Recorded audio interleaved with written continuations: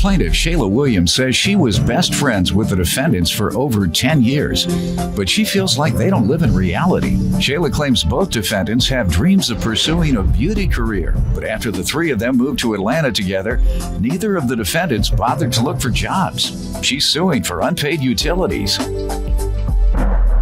Defendants Jamila DeBow and Kimberly Forbes say the reason Shayla wanted to move to Atlanta was so she could get away from her married boyfriend and take on a new identity. They claim Shayla even had a child with her married boyfriend, and Jamila is countersuing Shayla for unpaid rent. Let's start with you. I just want to start out and say that, everyone has dreams, and everyone also needs to realize the realistic goals. You didn't wake up yesterday and say, I'm gonna be a judge, and today you magically became a judge. You took steps in order to attain that dream and to go on with that in the reality. The defendants, we were best friends, we were good friends for over 10 years, many years, and they seem not to be in touch with reality. How so? They have dreams and aspirations as far as to pursue beauty and makeup and things of that nature, but in the reality, when we moved together, since those dreams didn't aspire, they didn't really look for other avenues in order to pay utilities and things. That's not true at all. That's not true at all. Okay. We actually both went and looked for jobs, and we both are currently in school for beauty. Okay. And did you know that? Currently, yes. Well, but they at did the pursue. They are pursuing. Correct, but at the time that we were What do you staying, do? I'm in retail. What's your dream? To be a buyer, to work up into the fashion. How long you been in retail? For over 10 years. So you have to train to become a buyer, Correct. right? So you've been training for 10 years and still haven't made buyers? Go ahead. I'm just not going to let you sit here and signify on these ladies suggesting that they are not pursuing their dream and being productive citizens, but go ahead.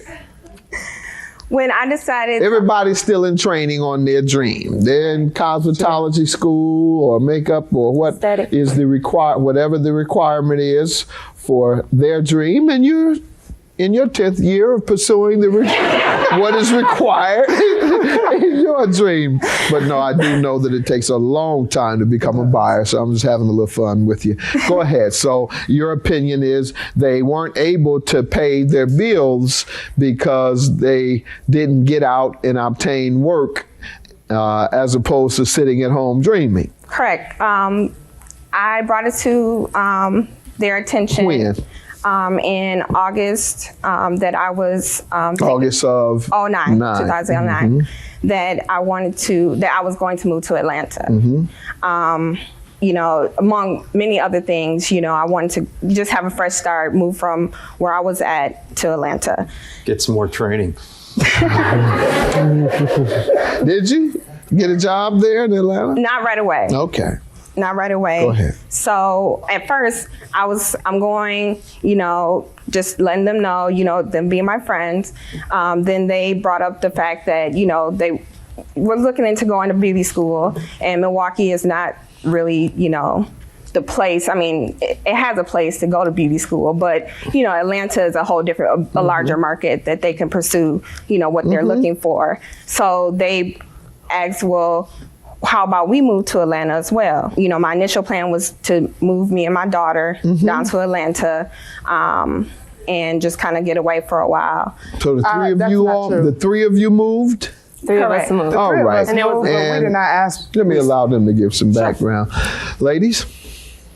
Okay, well, first, she did want to move to Atlanta in 2009 to get away from her married boyfriend, whom she had the baby by. That's not true. And she wanted to get a new change of scenery under the guise that she was going to school. She said she wanted him to leave his wife, I guess, so she sent him. What does that have to do with this? Correct. I'm telling you, All right. Who do you have? I don't want to go You into got that. anybody? All right, let's move on. I'm not gonna let you all talk about each other. All right, I will just because she said she wanted to move to get away. The reason why I am is that she said she moved to want to get away. When we got there, she was supposed to be going to school. We were going to support her going to school. She was going to go to graduate school and all that. We got there. You were going to support her how? She's our friend and she's a single mother. I know. Support her how? We supported her basically with her being a single mother. Her child was a year and a half. What did you do? And what we did is we helped her with the child. We helped her. We babysat and she would be in her room, locked in her room, and she would let her child out like she would be there. She would be there and let the child out of her room. You would babysit while she was there. All the time. It got kind of ridiculous. I felt like I had to let her child out like a dog. We would be banging on the door because she locked it. No. And she would not let her child out? No, I would not. Whoa. Hold on. No, I would not, Your Honor. Yes. No, yes, you would. My daughter. Let's move on. Go ahead. What else was it like other than you all had to babysit for her because she had locked the child out of the room? Like a puppy. And she would just go get her nails done, her hair done, and be like, I'm leaving, and have their child right there at the house. And wouldn't ask you to. No, that was not true. Come out Any of the other bad child. experiences? Oh yeah, she would have. She mentioned her boyfriend. She flew him in at least once a month. He would be there like he would be there like he lived there, taking over. You didn't have anybody? No. Oh. No, I didn't. Okay. But she had her married boyfriend, and he would come in at least once a month. He was there. There was also the child. It was 1.5-year-old, and no, I do love the child. What did you say to her about flying the men in? I wouldn't say anything. What did you say to her about having the child locked out of her room? We would on the door, and we'd be like, "Hey, you have to come here." And what did she say? She would not open the door. She would not answer. She was having a hard time adjusting to single motherhood, a hard time adjusting to being away from home, being away from him. I've been a single mother. All right, so those are primarily the two problems that you all had? Primarily, those were the two. Aside from her kind of going through a phase where she just got kind of silent. She would just stay in her room. Withdrawn and everything. Withdrawn. We asked her what was wrong with her. She would not answer us, and we had to literally. But there was clearly something wrong, and we had been, as she mentioned, we had been friends for 10+ years. So you assumed it was the bad breakup? No, we didn't assume. We were asking her, what is wrong with it? Is it us? Is it him? What is it? Because we see our friend upset. All right, but anytime a woman tells you she has to leave town because she's breaking up with someone, that's a bad breakup. That is not why I left town, Your Honor. All right, let's get to what you're suing them about, unpaid utility bills. The utilities, the agreement, we will split the utilities equally. All right, so why are you suing them today? Because they never pay me anything for utilities. All right, and what did those bills come to? It was $956, Your Honor, total. The total amount of all the utilities? The utilities, when the time Kim was there from August to November, it split 3 ways. Okay. When Kim left and moved back, it was split 2 ways between me and Jamila. You say they never paid a dime toward the utilities? Jamila gave me a payment. She gave me a total payment towards utilities or bills is $334. All right, and that was when? Between when she obtained employment in October to when she paid the 2 utility bills in April. October through April was the time frame. Correct. And she paid you $334 throughout that time frame? Correct. All right. That's not true. I have actually a breakdown. How much do you say you paid in utilities? I paid her altogether $800 altogether. How did you pay her? I paid her in cash. All right. How often? I paid her, I have a breakdown here in September. Tell me. Well, in September, I gave her $50, October $50, November $50. In December, I gave her another $50. In January, I got a large sum of money and I gave her $250. In March, I paid her $150, and then in April, another $250. All right. March, $150, and April, $250. All right. And the bills that she did pay, the $334, was that paid in cash?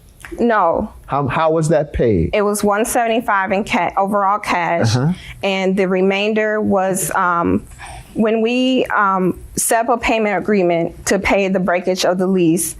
It was set up under Jamila's checking account. So the total amount, it was $200. That total amount was supposed to come out of her month every month. Well, I would deduct my portion that I'm supposed to pay to you to deduct from the bills that you owe me. So that's I'm where sure she didn't understand what you're talking about. I didn't. You didn't? No. I didn't either. Did you? I don't know. I don't know what she's saying. Your counterclaim, ma'am, for $2,464 for unpaid rent. How so? In December, the three of us broke the lease. And Shayla and I and Shayla's daughter moved into a 2-bedroom apartment. Shayla and I signed a lease on December 15, 2009, a 12-month lease that ended December 15, 2010. The lease for the apartment was for $671, and we split that equally. How much was that? $335.50 a piece. All right. Aside from that, there's also a water bill. All right, and that comes out to how much? Altogether, $352. All right. A month. And why are you suing her? I'm suing and her for how many months? I'm suing her for 7 months, July through December, because in June, she gave me about 7 days notice that she was moving out. late May. And did you give her notice? I did give her notice. Why did you tell her you were moving? I told her in late part of April that my aunt just had a stroke. At that time And also. so you kept paying rent? Correct, I paid When for May did you rent. stop? May was the last month I paid. Why? Because I was vacating the lease. You were breaking the lease with her. Correct. She was going to release me from the lease, but also, Your Honor, she does have a roommate. She told the apartment When did she get the roommate? She got the roommate. When? I was told that she got the roommate in late June, early July. All right. Ma'am, did you get a roommate? No. Pardon? No. All right, you had an obligation to. Whenever you have a joint tenancy and one moves out, that's the risk you take whenever you have a roommate, and you have an obligation to mitigate your damages by getting a new roommate. If you can't get a new roommate, it's your problem. You have a reasonable amount of time, and that is considered on average about 3 months. So, ma'am, you're entitled to 3 months rent. $352 times 3. $1,056. $1,056, because you did abandon the lease. However, she has a requirement to obtain a new. And the apartment manager said that she had the opportunity to move into a 1-bedroom, which she was approved I to do so. understand, ma'am. You heard what I said, though. With regard to the utilities, she says $800 that she paid toward it, and you say she only paid $334. And you haven't convinced me about this deducting the credit from her. So me not being convinced, I believe her.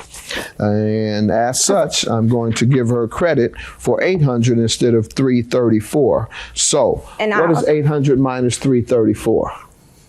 466. 466 would be the amount I'm going to deduct from 956. 956 minus 466. 490.